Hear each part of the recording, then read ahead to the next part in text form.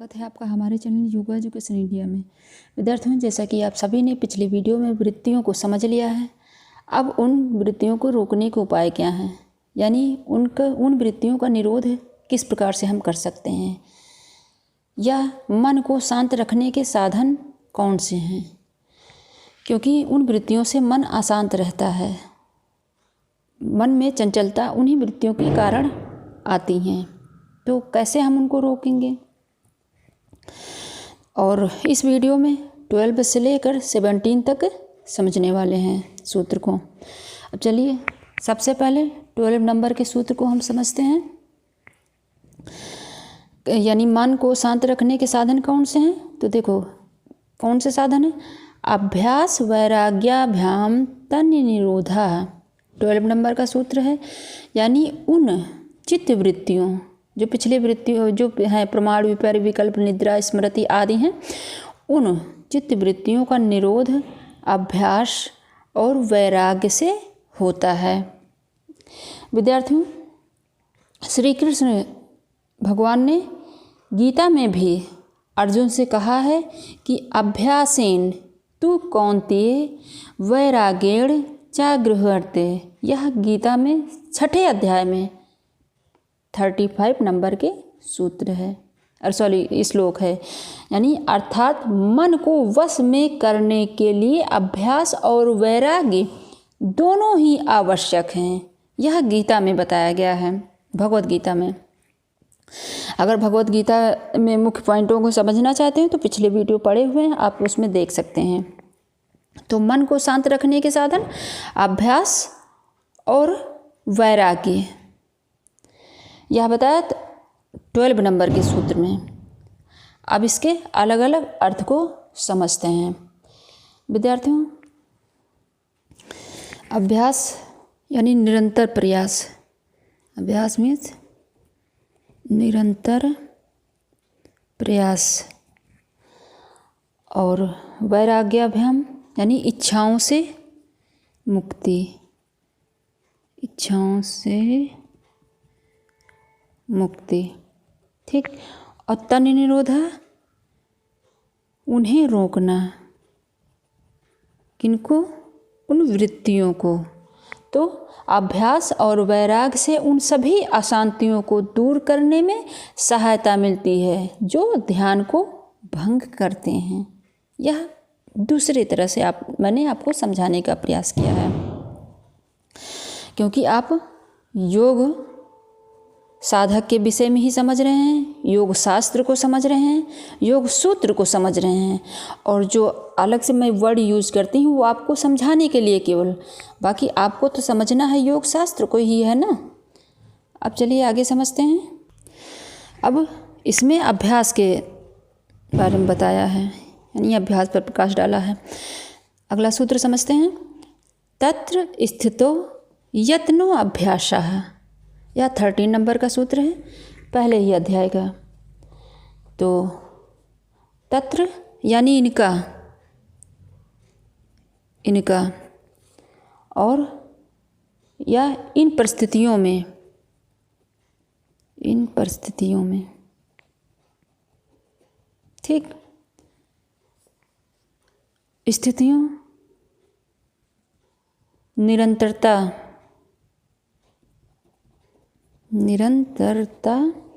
के संबंध में या संपूर्ण नियंत्रण, ठीक। यत्न, यहाँ पर यत्न, ठीक। यत्न का हुआ सार्थक प्रयास,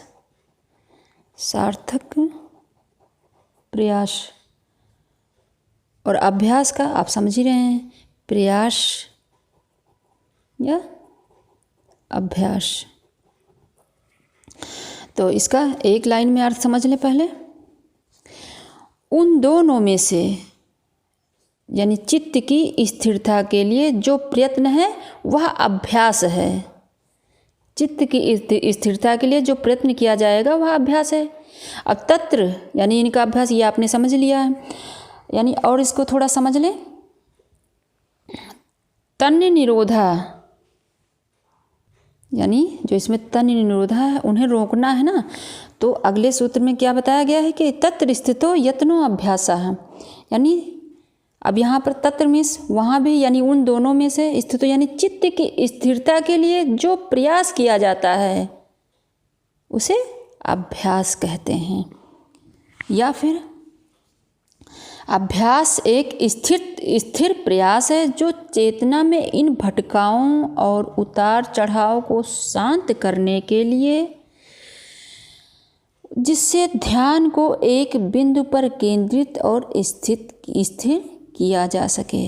यह तत्र स्थितो यत्नो अभ्यासा हुआ। तो ये आपने बहुत अच्छे से समझ लिया, यानी चित्त से सीधी सी बात, चित्त की स्थिरता के लिए जो निरंतर प्रयत्न किया जाता रहता है वह अभ्यास कहलाता है। ठीक, अब चलिए आगे बढ़ते हैं, 14 नंबर के सूत्र को समझते हैं। सा तो दीर्घकाल, यानी अब इसमें यह आगे सबसे पहले यह समझ लें कि क्या, अब आगे बताते हैं, यह अभ्यास की कोई सीमा होती है क्या? समय की कोई सीमा है? कोई सीमा है? यह क्वेश्चन मन में बनता है। तो अगले सूत्र में बताते हैं पतंजलि महर्षि, सा तु दीर्घकाल निरंतर सत्कार सेवतो दृढ़ भूमि में। 14 नंबर में इसको एक लाइन में समझ लें इसका अर्थ पहले, तब मैं आगे समझाती हूँ। परंतु वह अभ्यास के विषय में पूछा है ना क्वेश्चन, अभ्यास बहुत काल तक निरंतर और आदरपूर्वक सांगोपांग सेवन किया जाने पर दृढ़ अवस्था वाला होता है। यह एक लाइन में इसका अर्थ हो गया। अब सा मीन्स यह, तू मतलब और, दीर्घकाल लंबी अवधि, यानी लंबी अवधि या लंबे समय तक निरंतर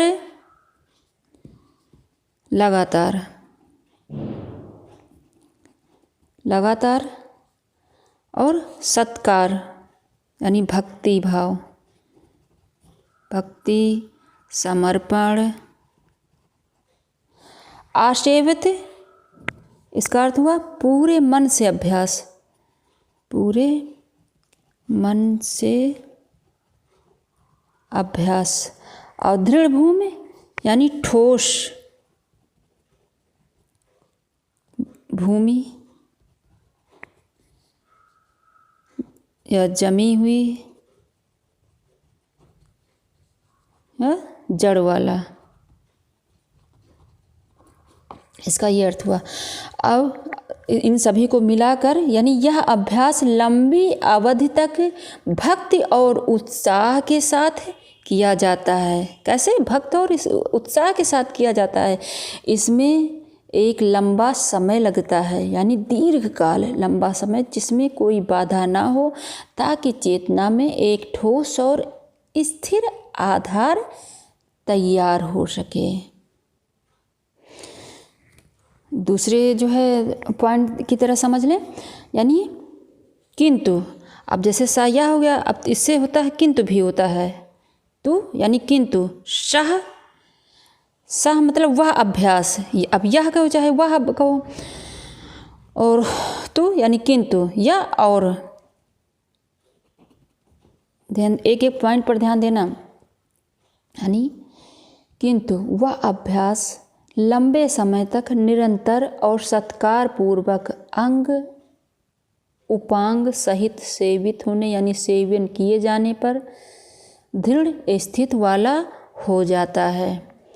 यह आपने अभ्यास के बारे में समझ लिया। अब अगले पॉइंट में को समझते हैं, यानी 15वें नंबर के सूत्र को समझते हैं। इसमें क्या बताया गया है? इसमें विद्यार्थियों अभ्यास आपने समझ लिया, अब इसमें आप वैराग्य के विषय में समझेंगे, यानी वैराग्य क्या है। जो मन में क्वेश्चन बन जाता है तो उसको आसानी से समझने में समझ सकते हैं। ये 15 नंबर के सूत्र में है, सूत्र संख्या 15। तो यह सूत्र है, दृष्ट अनुश्रविक विषय तृष्णस्य वशीकार संज्ञा वैराग्यम। अब इसको एक लाइन में समझ लें पहले इसको। देखे और सुने हुए, दृष्टा अनुश्रविक ना, देखे और सुने हुए विषयों में सर्वथा तृष्णा रहित चित्त की जो वशीकार नामक अवस्था है वह वैराग्य है। अब इनके अलग अलग अर्थ को हम समझते हैं। दृष्टा देखने वाला, अनुश्रविक यहाँ से है ना, अनुश्रविक सुना हुआ। विषय जैसा कि आप सभी सब समझते हैं, विषय कोई वस्तु हो। वितृष्य इच्छाओं से मुक्ति, इच्छाओं से मुक्ति। फिर वशीकार संज्ञा, नियंत्रण में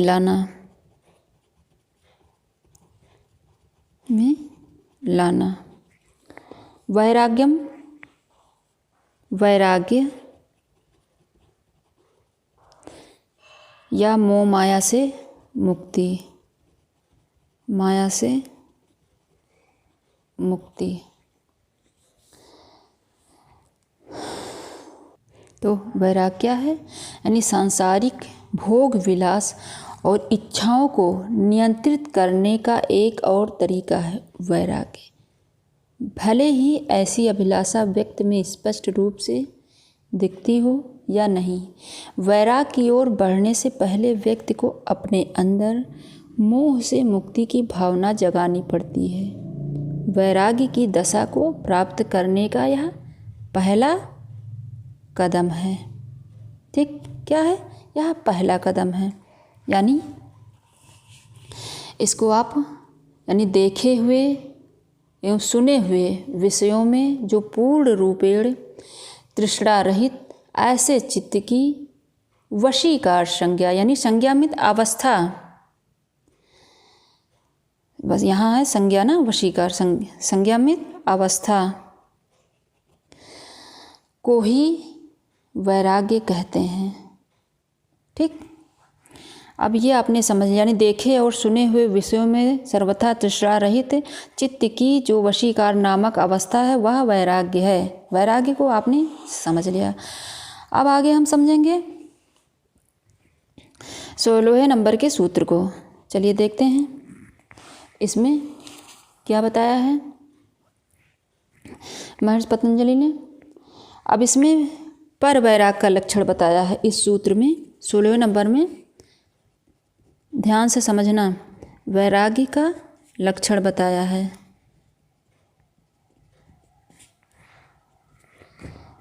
कहते हैं महर्षि कि तत्परम पुरुष ख्यातेर गुण वैतृष्ण्यम, 16 नंबर का जो सूत्र है, यानी तत्परम पुरुष ख्यातेर गुण वैतृष्ण्यम। अब इसको एक लाइन में समझ लें कि पुरुष के ज्ञान से जो प्रकृति के गुणों में, ध्यान देना, पुरुष के ज्ञान से जो प्रकृति के गुणों में तृष्णा का सर्वथा अभाव हो जाना वह परवैराग्य। परवैराग्य क्या है?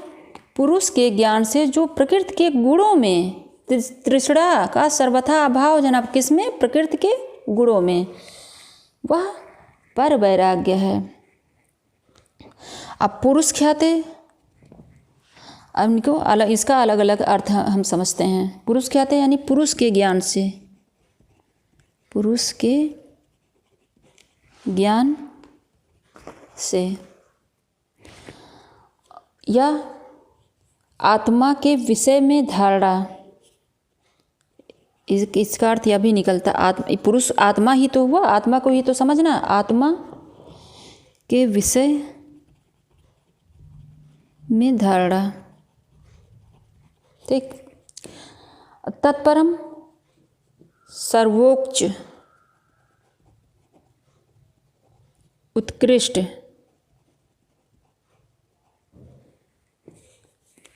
सर्वोच्च या उत्कृष्ट। और ये तत्परम का आपने समझ लिया, यानी सर्वोच्च उत्कृष्ट। और पुरुष ख्याति यानी आत्मा के विषय में धारणा या जो है या पुरुष के ज्ञान से। और फिर यहाँ गुण वैतृष्ण्यम यानी प्रकृति के गुणों, जड़ता यानी तम, मोह या जो जिसको तरंग कहते हैं, कौन, रज तथा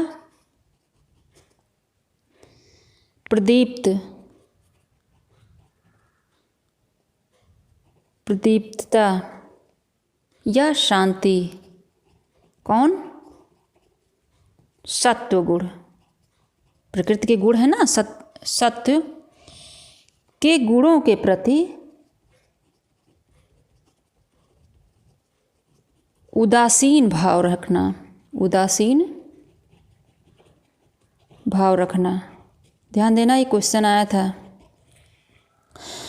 तो जो प्रकृति त्रिगुणात्मक है ना, जो है तम, जड़ता हो गया जो है तम, तरंग यानी रज जो चंचलता रहती है, तथा प्रदीप्ता या शांति सत्व, इन गुणों के प्रति भी उदासीन भाव रखना क्या है, पर वैराग है।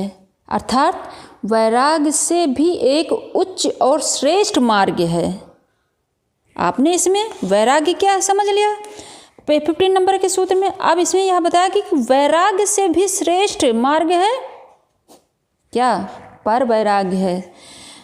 तो वह मार्ग है प्रकृति के गुणों तम, रज और सत्व के प्रति उदासीनता की भावना को जगाना और फिर इन गुणों को त्यागते हुए आत्मा की ओर बढ़ जाना, ये हो गया पर वैराग्य। तो विद्यार्थियों, पर वैराग को आप जो है पर वैराग को आप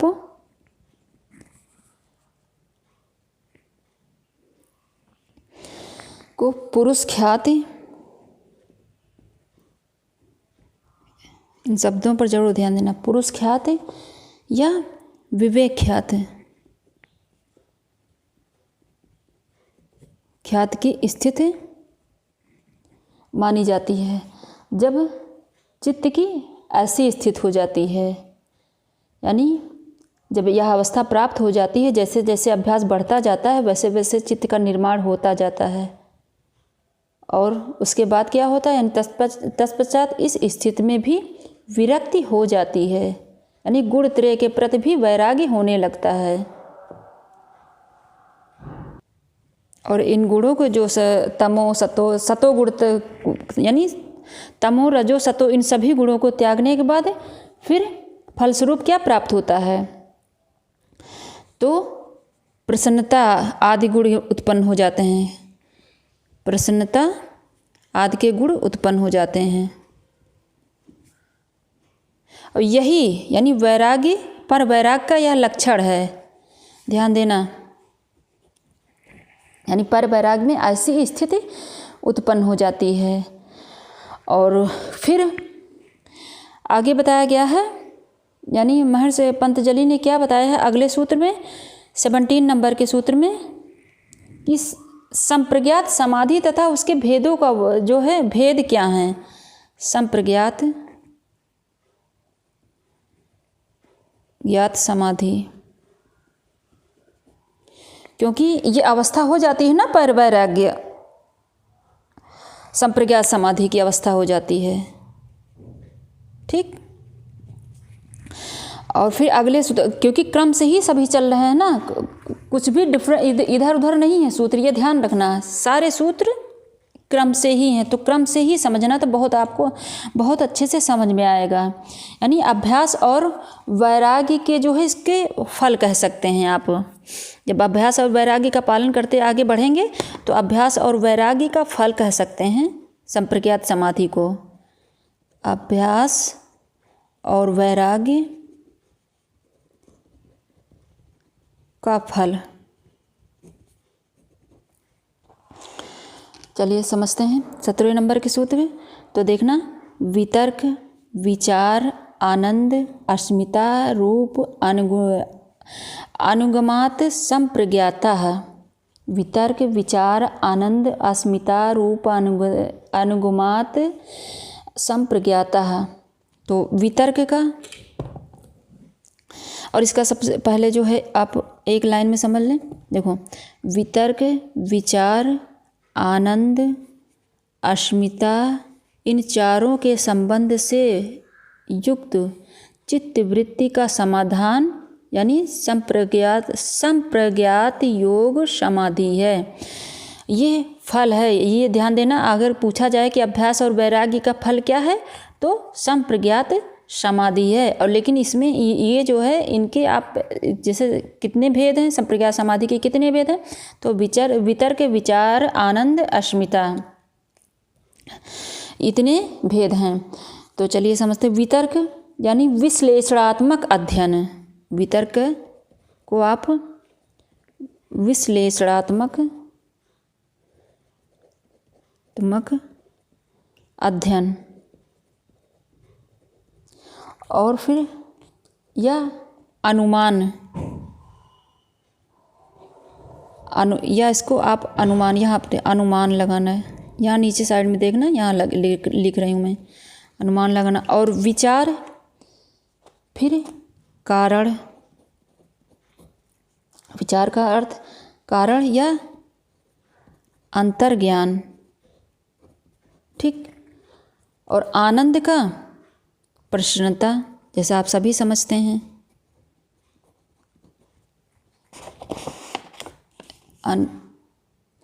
यानी वितर्क आप विश्लेषणात्मक अध्ययन इसको कह सकते हैं अथवा अनुमान लगाना, ठीक। और विचार का कारण और अंतर्ज्ञान, ठीक। और आनंद का आप प्रसन्नता समझ सकते हैं। और स्मिता रूप चेतना, स्मिता रूप है इसको चेतना समझें अथवा अपने साथ, ध्यान से समझना विद्यार्थियों। और अनुगमात समझना, अनुगमात का यहाँ पर है जो समझना, अनुगमात अर्थ ग्रहण करना।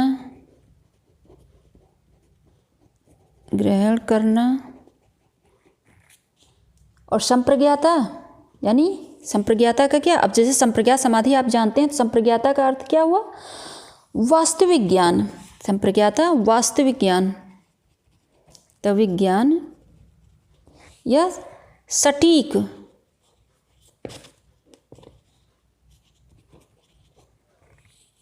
रूप से जानना, यानी सही ज्ञान। यानी चित्त वृत्तियों का निरोध हो जाने के कारण वितर्क, विचार, आनंद एवं अस्मिता, इनके अनुगम, सहयोग अथवा संबंध से ये जो चित्त वृत्तियों का निरोध हो जाता है उनके कारण से फिर संप्रज्ञात योग या समाधि की स्थिति आती है। और जो कि ये चार फल हैं, अभ्यास और वैराग्य के चार फल हैं। तो इनको अलग एक एक लाइन में समझ लें। इसका अर्थ तो आपने समझ लिया होगा अलग अलग करके जो मैंने समझा है। ध्यान देना, इन सभी शब्दों पर जरूर ध्यान देना। तो इनका हुआ ये जो है वितर्क, यानी गहन विश्लेषण से ऐसी बुद्धि प्राप्त होती है जो व्यक्ति को सही और गलत का भेद करने की क्षमता देती है, इसे वितर्क कहते हैं। विचार, बुद्धि का सार प्राप्त होता है, व्यक्ति वास्तविकता को प्राप्त अंतर्ज्ञान से समझ पाता है, यह विचार है। यदि वितर्क मस्तिष्क का पहलू है तो विचार मन या चेतना का। विचार में विनम्रता का गुण होता है, इस विनम्रता से प्रसन्नता प्राप्त होती है। क्रम से ही है, ध्यान देना। अब आनंद, आनंद वह खुशी है या प्रसन्नता है जो उस क्षण मिलती है जब मैं की समाप्ति हो जाती है, यानी अहंकार समाप्त हो जाता है। और जैसे ही अगला है, ध्यान देना, सभी क्रम से हैं, क्रम मत भूलना। जैसे ही मैं की समाप्ति होती है, व्यक्ति को अपने वास्तविक रूप आत्मा का ज्ञान प्राप्त हो जाता है, वह अस्मिता है। ये चारों को आपने समझ लिया है। इन सभी का समावेश संप्रज्ञात समाधि है। दूसरे पॉइंटों में भी मैं समझा दूँ। देखो, वितर्क जो समाधि है, तो पंचभूतों तथा इंद्रियों, पंचभूत तथा इंद्रियों के भाव के आधार पर की गई समाधि वितर्क समाधि होती है। और विचार जब स्थूल पदार्थों को साक्षात्कार कर लिया जाता है, तब सूक्ष्म पदार्थ की तरफ बढ़ा जाता है, यानी सूक्ष्म तन्मात्राएं, शब्द जो इन्हीं पंचभूतों के हैं, शब्द, स्पर्श, रूप, रस, गंध, ठीक, के भावनात्मक विचार के द्वारा जो समाधि की स्थिति बनती है, वह विचार अनुगणत यानी समाधि है। ठीक, अब आनंद को समझते हैं। क्रम से है, पहला ये है, दूसरा ये है, फिर तीसरा आनंद, यानी इस समाधि में विचार की शून्यता की स्थिति हो जाती है। कैसी? विचार की शून्यता की स्थिति आ जाती है और मात्र आनंद ही शेष बचता है। और अस्मिता, इसमें आनंद भी समाप्त हो जाता है। साधक अपने आत्मस्वरूप की अनुभूति करते हुए, कौन? अस्मि यानी हूँ, यानी अहंकार, जो अभी मैंने बताया। अब यानी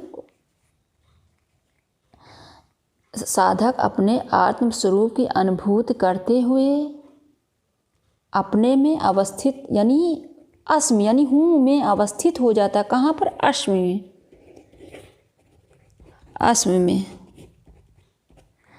अवस्थित हो जाता है। इसी अस्मि में स्थित के कारण इसका नाम अस्मिता समाधि है।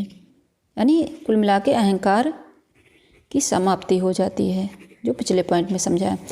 तो आशा करती हूँ आपने इस सूत्र को बहुत अच्छे से समझ लिया होगा। और इसमें कितने सूत्रों को हमने समझा,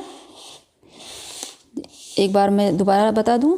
अभ्यास वैराग्याभ्याम तन निरोधः तत्र स्थितो यत्नो अभ्यासः सा तो दीर्घकाल निरंतर सत्कार सेवतो दृढ़ भूमिम दृष्ट अनुश्रविक विषय वितृष्या वशीकार संज्ञा वैराग्यम तत्परम पुरुष ख्यातोर गुण वैतृष्यम। और वितर्क विचार आनंद अस्मिता रूप अनुगुणमात संप्रज्ञाता। ये आपने बहुत अच्छे से समझ लिया होगा। जहाँ कहीं ना समझ में आए कमेंट बॉक्स में शेयर करना, मैं आपको दोबारा समझा दूंगी। इसमें क्या क्या जाना? मन को शांत रखने के साधन क्या, इसकी समय कोई सीमा है, वैराग्य क्या है, पर वैराग्य के लक्षण क्या होते हैं, संप्रज्ञात समाधि क्या है। तो इतना आपने बहुत ही अच्छे से समझ लिया होगा। जहाँ कहीं ना समझ में आए कमेंट बॉक्स में शेयर करना, मैं आपको दोबारा समझा दूँगी। खुद देखना, दूसरे बच्चों को ज़रूर शेयर करना। अगर नए चैनल को सब्सक्राइब करना, बेल आइकन जरूर प्रेस करना। धन्यवाद विद्यार्थियों।